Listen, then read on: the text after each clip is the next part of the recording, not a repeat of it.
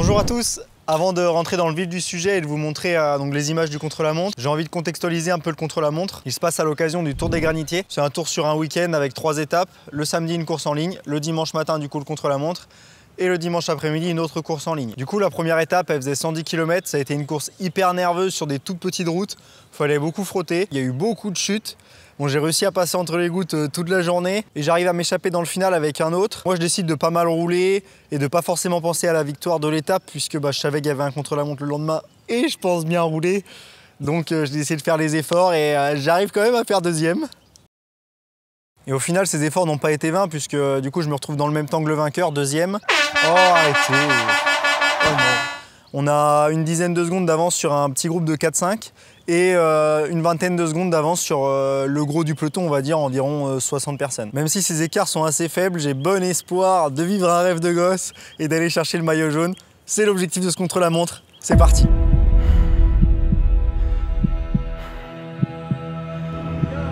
Allez, je prends toujours le départ sur les chapeaux de roue, ça me permet vraiment de me mettre en condition mentalement, physiquement. Même mes premiers virages, j'essaie de les prendre un peu vite.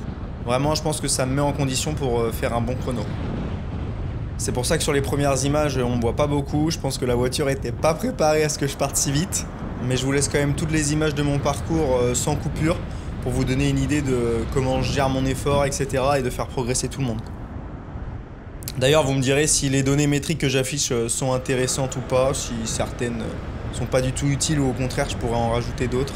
Du coup, après ma deuxième place d'hier, je pars avant-dernier du contre-la-montre. Seul celui qui a gagné part derrière moi. Devant moi, du coup, celui qui a fait troisième. Donc au moment où je pars, le meilleur temps, c'est 10 minutes 42 secondes pour 6 km 9. Donc c'est vraiment pas un parcours rapide, puisque ça donne que 39 de moyenne. Pour plusieurs raisons. Déjà, le vent.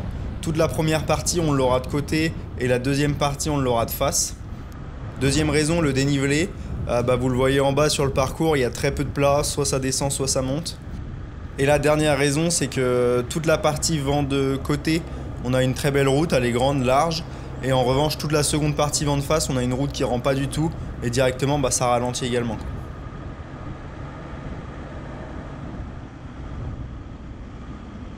D'un point de vue matériel, mon grand plateau, c'est un 55, le petit plateau, un 42.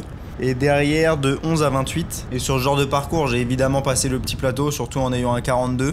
Et de mon côté, je préfère passer le petit plateau assez tôt, quand ma chaîne elle est encore sur des pignons assez bas, plutôt que d'attendre de monter tous les pignons avant de descendre le plateau. Ça, c'est juste un choix, je sais pas s'il y a un vrai intérêt, mais je me sens plus à l'aise comme ça.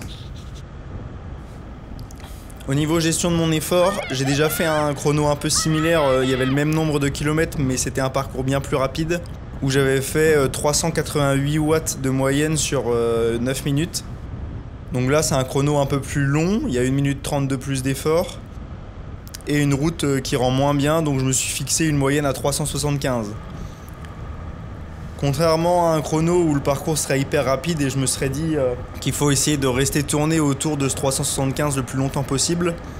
Là, à l'inverse, vu que c'est un peu les montagnes russes sur le parcours, je préfère me fixer plutôt 400 à 415 dans les montées et 330 à 350 dans les descentes. La raison, elle est simple, c'est que si jamais c'était un parcours hyper régulier, une montée de 2% pendant 10 km, c'est très facile de mettre une énergie constante. En revanche, quand le parcours, c'est des montagnes russes comme là c'est le cas, c'est beaucoup plus dur à gérer. D'où l'importance de vraiment pas aller trop vite au pied des ascensions pour pouvoir faire une belle relance en haut et gagner beaucoup de vitesse rapidement dans la descente. Faire cette vidéo, ça m'a permis aussi de regarder mes métriques en direct sur le contre-la-montre et je vois que ma cadence, elle est toujours très élevée, rarement en dessous des 95 tours minute. D'ailleurs, je pense pas que c'est une métrique sur laquelle il faut vraiment se focaliser. Il faut la travailler à l'entraînement, c'est-à-dire faire des intensités parfois à basse cadence, d'autres intensités à haute cadence. Mais je pense que quand on est à fond, notre corps est capable de faire ce qu'il faut pour se mettre à la bonne cadence pour être performant. Fin de la première ascension, je suis vraiment content de ma gestion. Arrivé en haut, je me sens très bien. Je sais que je vais pouvoir faire une belle descente, profiter d'une bonne qualité de route. Et c'est ce que je fais, je relance tout de suite très fort et ensuite je diminue progressivement la puissance que je mets dans mes pédales.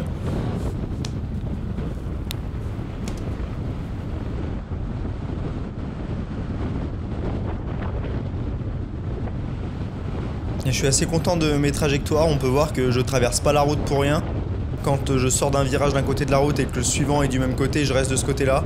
Je traverse uniquement en cas de besoin et je suis assez content d'être resté lucide à ce niveau-là tout du long. J'essaie de pas me faire attirer par la moto qui, elle, à l'inverse, prend une trajectoire éloignée pour éviter que je sois dans l'aspiration.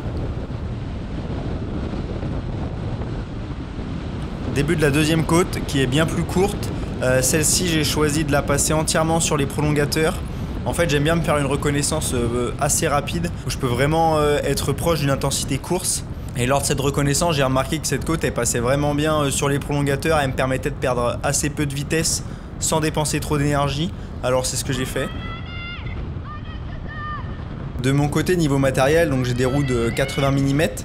C'est généralement pas un avantage pour des contre-la-montre en FFC. Mais pour cette fois, on avait la moitié du parcours avec le vent de côté. C'était pas si mal.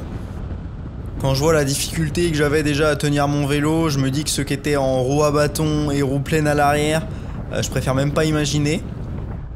Et là on arrive à la bascule entre la partie vent de côté et la partie vent de face. J'avais franchement très hâte à ce virage, j'en pouvais plus de tenir mon vélo de droite à gauche. Et c'est aussi ce même virage qui nous fait passer d'une belle route à une toute petite route de campagne.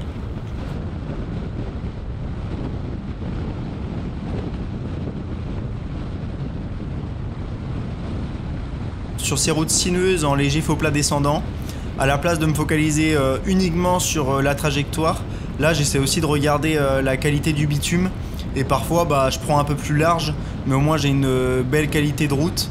Ça évite aussi de passer au milieu où la route est bien plus abîmée avec la présence de gravier.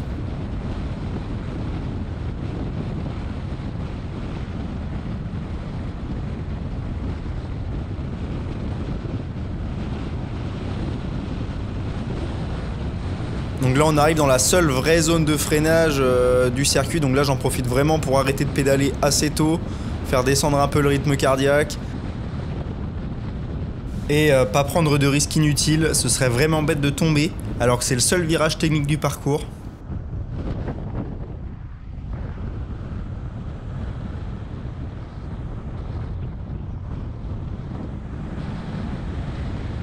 Et à partir de cette sortie de virage, j'aperçois vraiment le coureur devant moi, donc le 3e du classement général. Ça me donne une motivation supplémentaire, mais j'ai réussi aussi à être lucide dans cette côte en me disant n'en mets pas trop, c'est pas là qu'il faut en mettre, c'est que le début justement de la longue montée finale qui durera à peu près 2 km. Et c'est justement là où il faut pas s'enflammer parce que si on part beaucoup trop vite en bas, on finit pas quoi. Mais ça fait plaisir de le voir aussitôt, de le rattraper aussitôt et ça me donne vraiment confiance sur mon effort.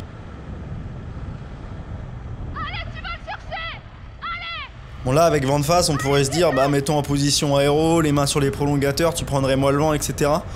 Mais franchement j'ai tellement moins de force quand j'ai les mains sur les prolongateurs que quand ça monte vraiment sur des pourcentages plus élevés, au-delà de 6-8%, je préfère avoir un point d'appui sur lequel je peux vraiment tirer et avoir de la force dans les jambes.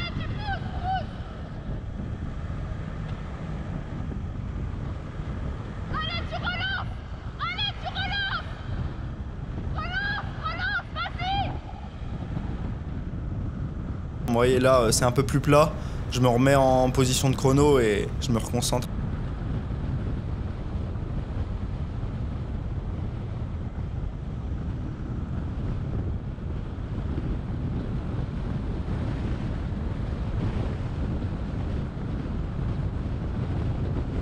Et vous voyez là on a une route bien moins belle, la qualité de l'asphalte bien moins bonne. Et au final, avec tous les tremblements, etc., on en voit beaucoup moins de watts, on perd beaucoup plus d'énergie. Essayez de trouver où la route est le moins abîmée pour justement profiter d'une bonne asphalte et d'un pédalage plus efficace.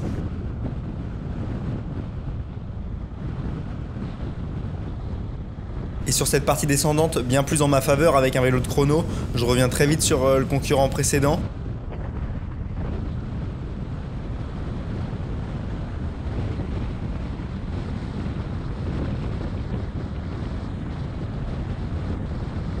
Grâce à la descente, j'arrive avec beaucoup de vitesse au pied de la côte. J'essaie de conserver au maximum cette vitesse et je profite même de la légère aspiration du concurrent précédent pour passer.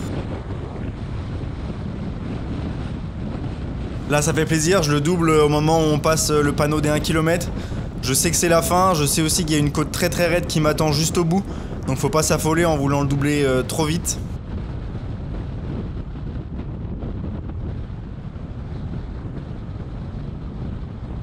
À cet endroit, le vent de face est très fort. Vraiment, j'ai aucune sensation, j'ai l'impression d'être collé au bitume. Et c'est même difficile de conserver les bras sur les prolongateurs et la tête un peu baissée, tellement j'ai peu de sensations. Et je suis tenté de me relever pour avoir plus de force. Mais j'ai l'impression que le vent est tellement fort qu'en me relevant, le gain de force sera pas suffisant et que je suis quand même plus rapide en position aéro.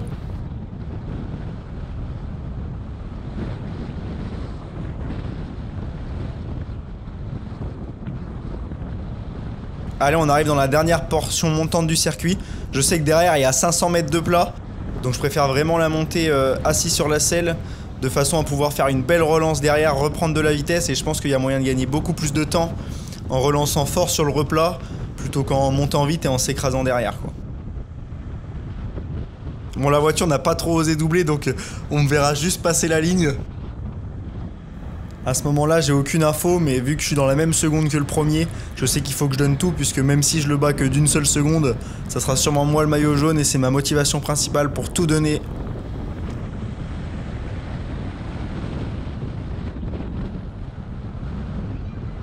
Vous voyez, je passe le virage en 10-17.